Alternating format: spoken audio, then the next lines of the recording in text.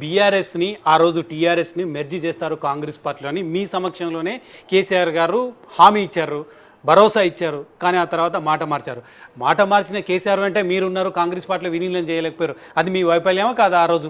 Already వైఫల్యం, already sorry ఓడిపోయాను. ఇంకా ఉండేది దాంట్లో దాంట్లో పెద్ద డిస్కషన్ ఏంటి?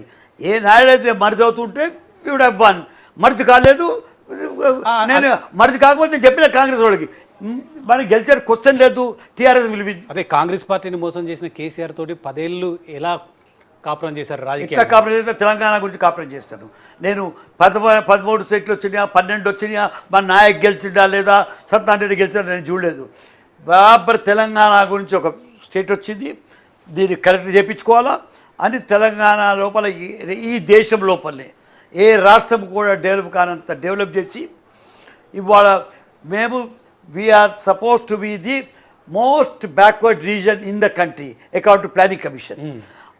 అటువంటి బ్యాక్వర్డ్ రీజన్ని vying for the first place or the second place వచ్చేటంత చేసింది కాబట్టి ఐ హ్యావ్ మై సాటిస్ఫాక్షన్. నేను ఆ 23 పడిపోయినందుకు బాధపడలేదు, తెలంగాణ పెరిగిపోయినందుకు సంతోషపడ్డా. కానీ అలాంటి అభివృద్ధి చేసి తెలంగాణని పూర్తి స్థాయిలో అభివృద్ధి చేసిన కేసీఆర్తో ఉండకుండా కీలకమైన సమయంలో ఆ పార్టీ కష్టాల్లో ఉన్న సమయంలో వదిలిపెట్టడం మీకు బాధ అనిపించడం లేదా? నాకు ఏజ్ అయిపోయింది చెప్తున్నాను.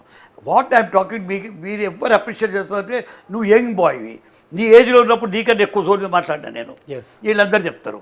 కానీ ఈ ఏజ్ లోపల 85 ఇయర్స్లో కూడా యు ఆర్ స్టిల్ ఎక్స్పెక్టింగ్ ఎందుకు వెళ్ళిపోతుంది?